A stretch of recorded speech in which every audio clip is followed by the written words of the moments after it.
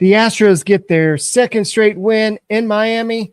Was it because of the offense? Yes, but there's a secret recipe, and it started with the opener. We'll discuss this and more on tonight's Locked On Astros podcast. Jainel Diaz, this is Locked On Astros. Hello and welcome to Locked On Astros, your daily Astros podcast. Here are your hosts, Eric the Man Huysman and Brett H-Town Wheelhouse Chancey.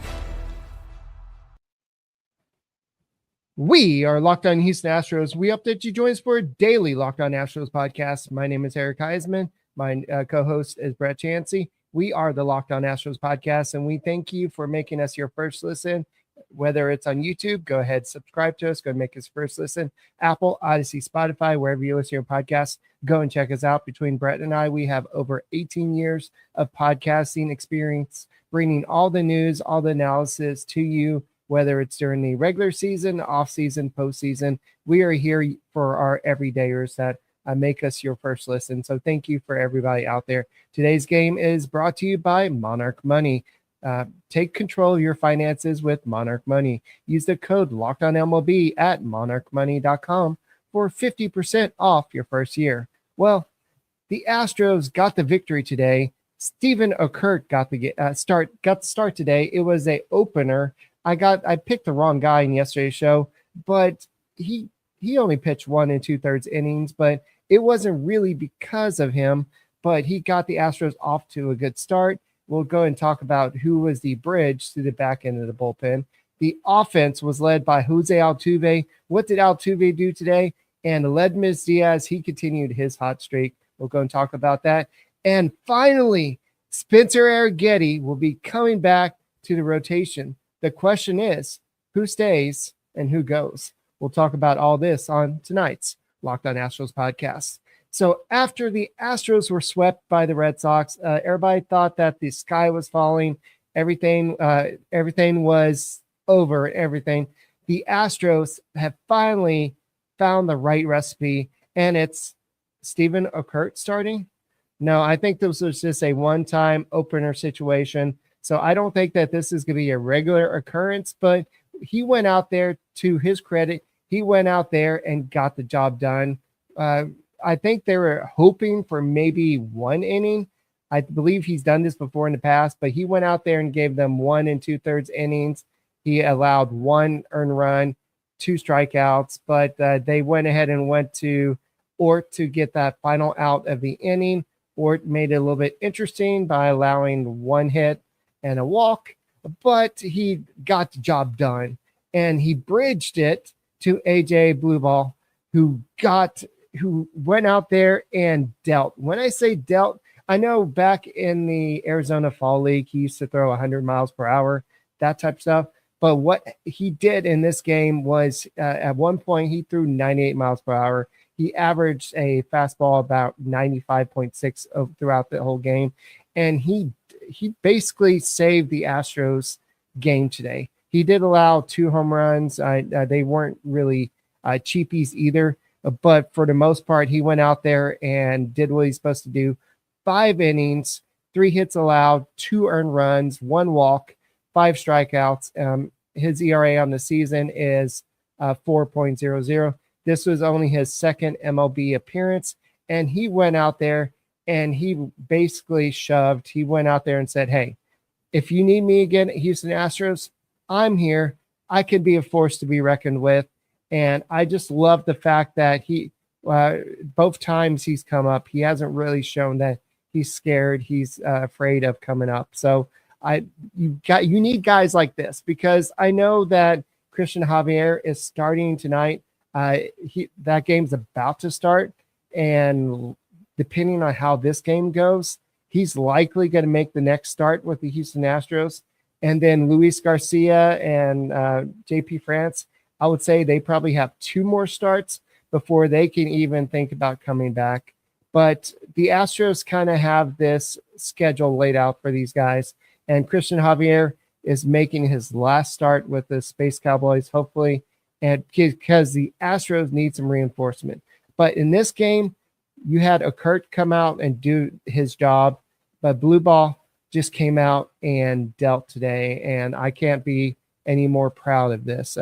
So I know, Brett, you're in the background. I don't know if you're ready to join yet, but let me know when you're ready. But overall, the pitching was not an issue. Yes, they gave up 3 runs in this game on 5 hits, 4 walks. So all the relievers kind of gave up a walk in this game. I'm not too concerned about that, especially Blubaugh, who gave up 1 walk. But overall, Abreu came in, but Blubaugh basically just went out there and was the bridge to Brian Abreu and Josh Hader. So in what was supposed to be a bullpen game, you didn't have to use a lot of your arms. Yes, you had to use your high leverage guys, and Josh Hader and Brian Abreu, you got the job done without having to go to all the other guys. And I know it got a little bit close, but in this game, it was a 7-3 victory. The Astros are now 64-50. They're back to 14 games above 500. So the Astros are getting the job done. That's why I wasn't too concerned about the Red Sox series. It was just something about that series. If it was maybe trying to let the dust settle after the big trades, what was going on there, maybe playing against Alex Bregman. There was something about that, but I wasn't too worried about that. But I know that the Astros as of right now, they have a 3.5 game lead over the Mariners. They have a 5-game lead over the Rangers, and they have an 8.5 game over the Angels, who did make that 1 trade at the trade deadline. I don't know why they made a trade, but they added a piece. But Brett, can you hear me?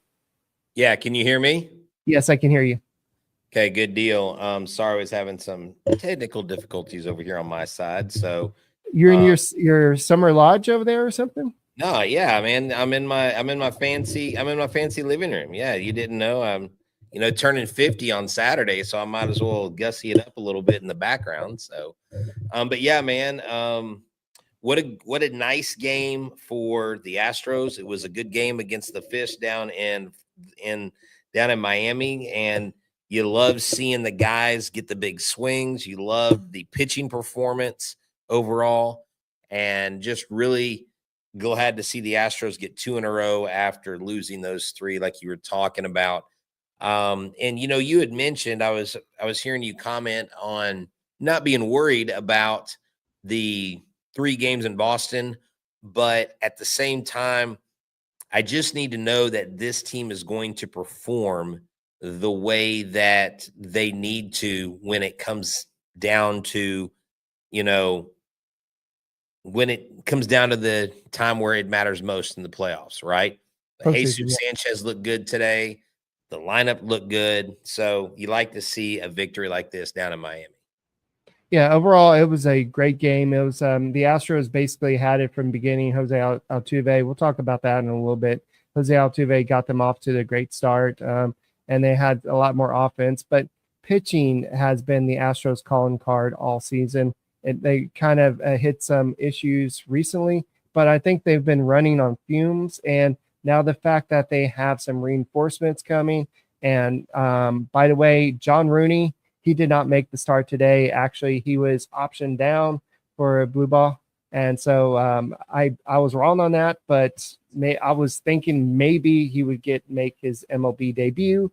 Well, I think everybody was thinking that, though. Yeah. I mean, that was what everybody was going with. And so at the end of the day, you can only go with what you think is going to happen. And so definitely, but hey, it was good to see the guys get in there and actually do a great job.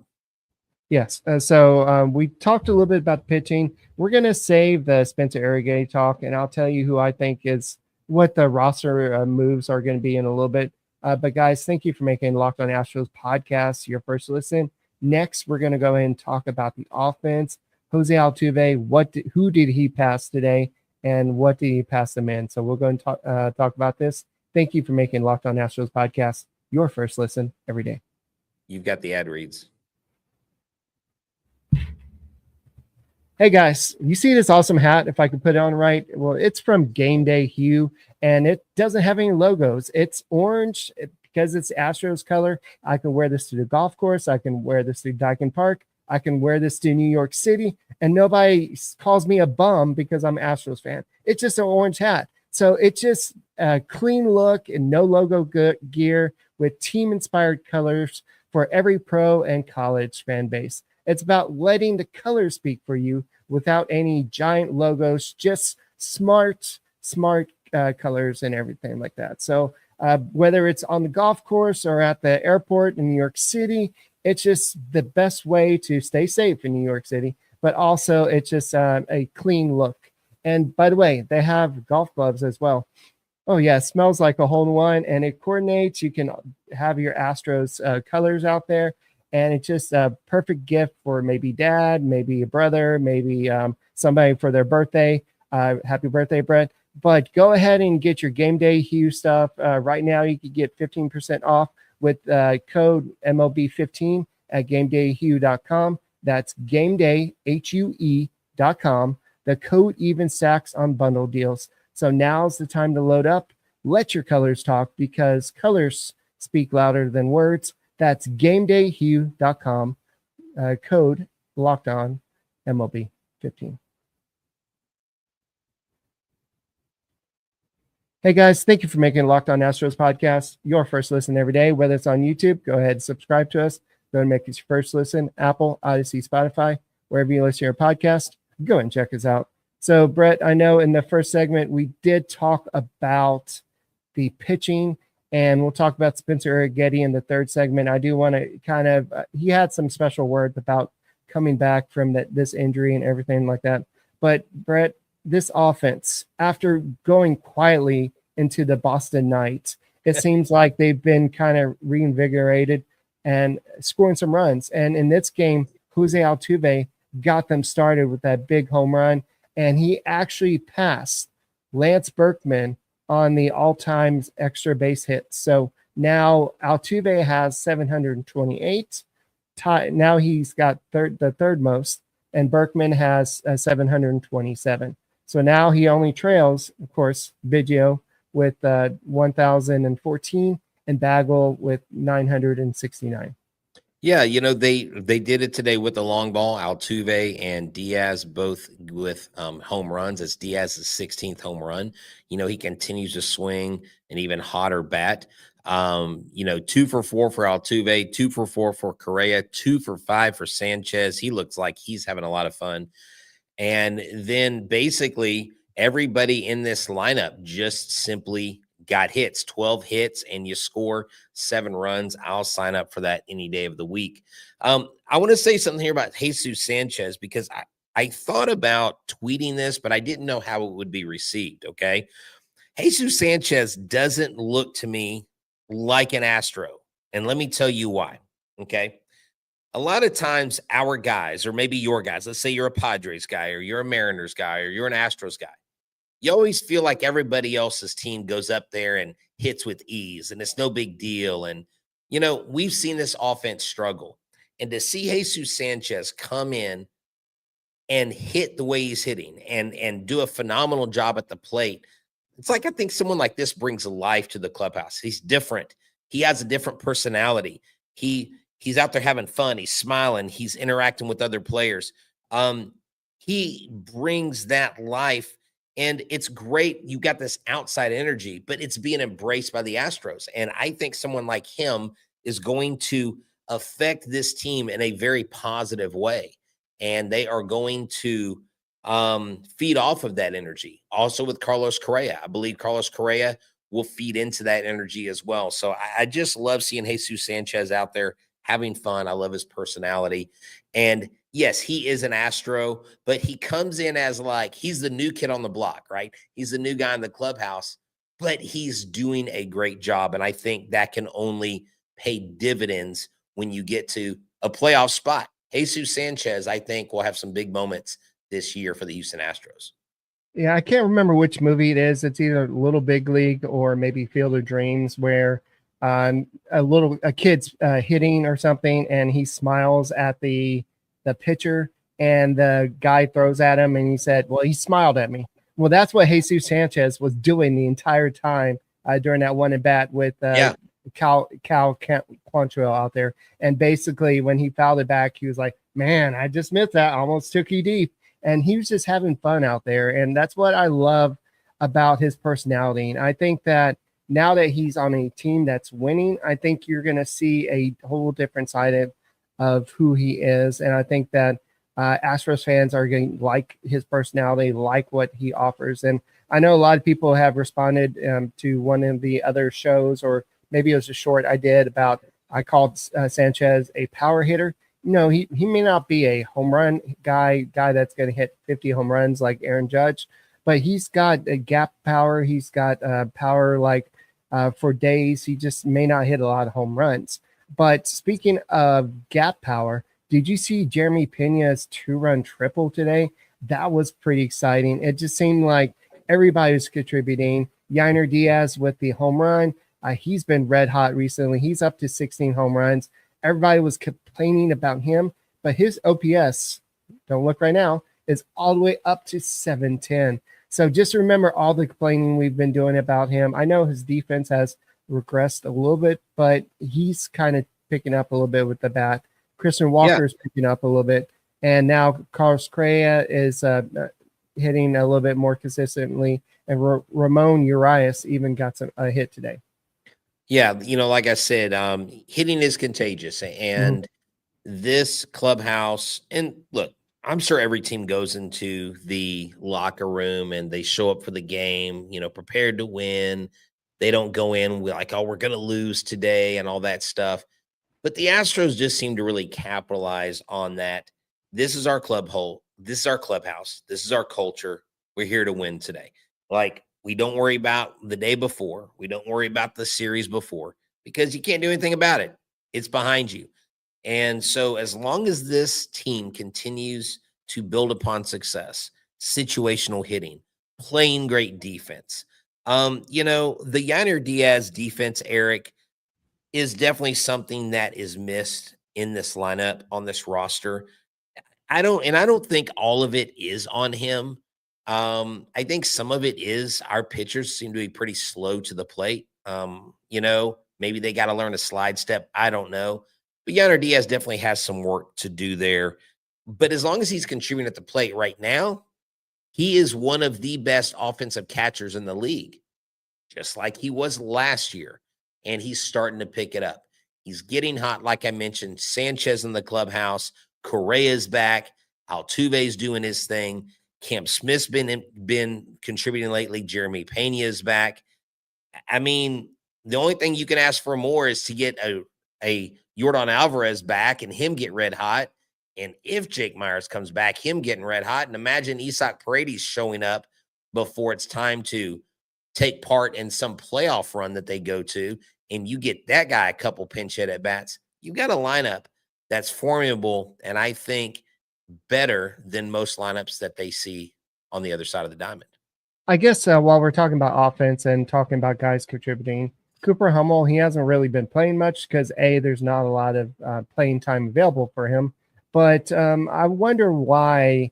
Part of me wondered, like, until Jake Myers was able to come back, I thought that they would hand the keys over to Jacob Melton and just see what he can do and just see what he could do for the offense, because he had a good game when he first came up after the injury. But they sent him down. But Cooper Hummel is up here. I don't see a lot of playing time with him. Taylor Trammell is he has had some good games, but I don't know if he's going to be as great a hitter.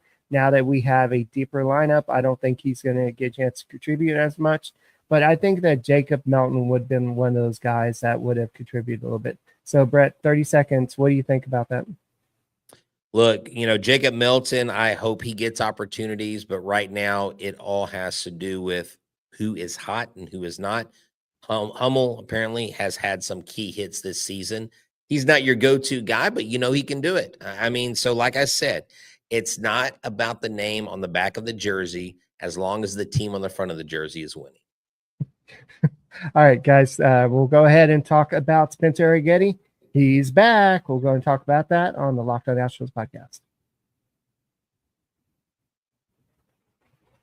Hey guys, do you need to find some money to get this awesome game day Hue hat? Well, why don't you go ahead and save some money with Monarch Money? Monarch Money is this app where you can go ahead and find all these different places where you're spending money. It puts you in a driver's seat. It's like having your own personal CFO, giving you full visibility and control over your finances. Monarch Money is more than a budgeting app. It's a complete financial command center. You can track all your accounts, investments, and spending all in one place. So in addition to managing money, you're also building wealth. What's one of the most things that you wish you had money for and you just didn't save up enough for it? Maybe that trip to watch the Astros play the Red Sox, or maybe just that cruise you want to go on. Maybe with Monarch Money, you can actually have the money to do that. So take control of your finances with Monarch Money. Use the code LOCKEDONMLB at monarchmoney.com for 50% off your first year.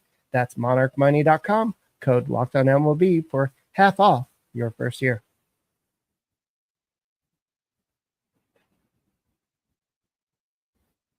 Hey guys, thank you for making Locked On Astros podcast your first listen every day, whether it's on YouTube. Go ahead, subscribe to us. Go ahead and make your first listen. Apple, Odyssey, Spotify, wherever you listen to your podcasts. Go and check us out. Go and check out Michael Connor with the Locked On Astros postcast as well. And Brett. Spencer Arrighetti is back tomorrow. I don't know how deep he'll go into this game, but we do know that in AAA, he got over 80 pitches. So that was kind of the threshold of where they wanted him to be able to come back. So what are your realistic expectations for Spencer Arrighetti? I don't know, man. When he was down in Corpus, he looked pretty good to me. He looked, he was leaving his leg out there at front after he throws a strike, kind of get that, what I call that spaghetti swag. And I think he's going to come back and he's going to do everything he can to go as long as he can, but they've got to treat this like spring training. So he's obviously not going to have a major workload going into his first start. All you can do is build upon success, right? Because the key is getting him through a few innings, even if he goes through the lineup once and they pull him, if he goes through the lineup twice and he's feeling it and they pull him, then what you have to do, the next check, because you have to check boxes still. After the start, you check and see how he feels. How does he recover? Also, before that, how does he recover in between innings? And so if it's one inning, if it's 2 innings, and of course, I haven't been on because I've been dealing with some other things. I haven't been on to see if they've given him a limitation. Did you just mention that he is? No, there's no limit. No, they asked him today, how deep do you expect to go in tomorrow's game? They said, as far as they'll let me go. But even in today's game, I think that AJ Blubaugh wanted to go extra inning, but the pitching coach went up to him and said, "You're done, no more," because he's coming off the IL as well. So you got to monitor the pitch count with these guys. So I would expect Spencer Arrighetti, this is not being negative Nancy or anything, I would say that he probably goes maybe 5 innings, depending on what his control is like. 5, maybe 6, but to expect too much because he said this is kind of he's been out so long, it's kind of like his debut all over again. So he's going to have to manage his emotions. He's going to have to manage the expectations because the Astros pitching staff is pretty thin, Brett. I don't know if you knew that, but there's a lot of Eric, I had no idea. What do you mean the thin pitching staff? I mean, what? It's not like they have 7 starters on the IL. I'm joking. But yeah, no, it's been that way, Eric. And they do have to bring these guys along slowly, but I'd rather them do that. What is it? August 5th than August 29th or September 5th. Right. So I think we can expect some good things expect some good things out of the spaghetti monster himself. And by the way, he did say 85 to 90 pitches or go as long as they'll let me. So okay. The 85 so there you go. So we're looking for him to be efficient. I mean, heck, can he do an 85 pitch 9 inning outing, kind of pull a Greg Maddux? I don't know. But at the end of the day, you just want him to be successful. You want him to limit the runs on the board. If he gets in tight situations, you want him to get out of them. And, one of the things he was doing before he got injured in the freak accident he did was he was really setting up to be one of the top pitchers in the AL, and I fully expect that to happen when he comes back. So I know that he said that I've had 3 games in a row to kind of get my feet back under me. Each one, I feel like I get a better control stuff wise. So I'm excited. I'm ready. So definitely the Astros need another starting pitcher. Christian Javier is starting tonight. He's likely going to be back his next time around. So maybe in 6 days, he'll be back in Astros rotation.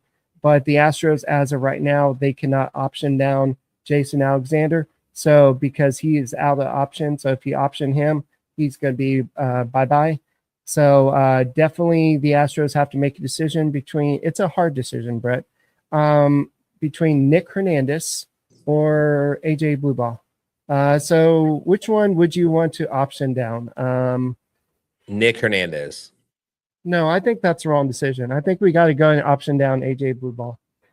But no, I think that's actually what the Astros are going to do, not because he did a terrible job, but because you're probably not going to need AJ for a little bit, and you might need a reliever tomorrow. So you never know what the situation is. So I think that's why Nick Hernandez is on the roster, to be honest with you. And a lot of people are like, well, how are you going to get a open spot on the active roster or on the 40-man roster, because Spencer Arrighetti is on the 60-day IL. The True. easiest way I found was to go ahead and put who was it? Who's the guy that just went on the IL with this Brandon Walter on the 60-day IL. That would be the best way to do that. That would open up a roster spot. But Brandon Walter is doing rehab work. Well, still, it'll factor in. It'll be post-dated. So, that's true. You're right. I forget about the backdating of the IL stint. You are correct, sir. You can always DFA Luis Hernandez. Wait, is even Luis Hernandez even? Nick Hernandez. Yes, Nick Hernandez is active. Yeah. Okay, Luis. So Nick Hernandez is the only one that you could send down. You mean Contreras? Luis Contreras? No, I was talking about on the active roster. Here's the deal. Okay, let's just stop with the names, because we got so many people on this team. Like, I literally am a guy that feels like I just got into baseball today.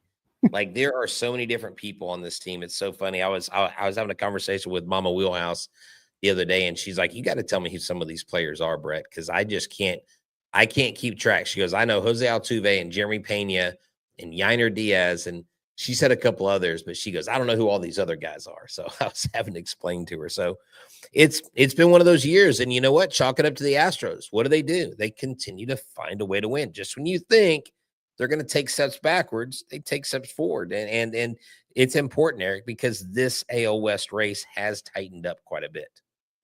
So in summary, I believe it's going to be Brandon Walter hitting the 60-day IL, and then they're going to go ahead and send down Nick Hernandez to make room on the active roster, to make room for Spencer Arrighetti. So that's how he gets back here. And I think that he'll probably go 4 to 5 innings, maybe 6 if he's efficient. But the Astros just got to play good baseball, and they got to hope that Christian Javier looks pretty good. I'm not sure if the Mariners are playing right now or if they're already done playing. They are playing. It is 1-0 Chicago, but it's in the first inning. I wouldn't hold a lot of faith that the White Sox hold on to that lead in Seattle. Seattle's played really well at home this year. The Rangers are playing the Yankees. It's 0-0 going into the top of the 8th, and the Rangers walked off the Yankees last night with, I think, a 3-run home run in the 10th inning. So, the Rangers are trying to keep pace. They're 59-55. The Mariners are 60-53. So, like I said, objects in the mirror may be closer than they appear. And so, at the end of the day, the Astros can't worry about the other guys. All they have to do is worry about what they've got going, what their mission is. And if you go forward and you do the right things, situational hitting, and your pitchers take care of business, then you should be able to keep pace in front of the guys behind you. Yeah, so that's why after the Red Sox series, we weren't all doom and gloom. I think we were more frustrated than anything because baseball is a weird sport where you could play really bad against a good team, then really good against a bad team, and then play really bad against a bad team, then really good against a good team.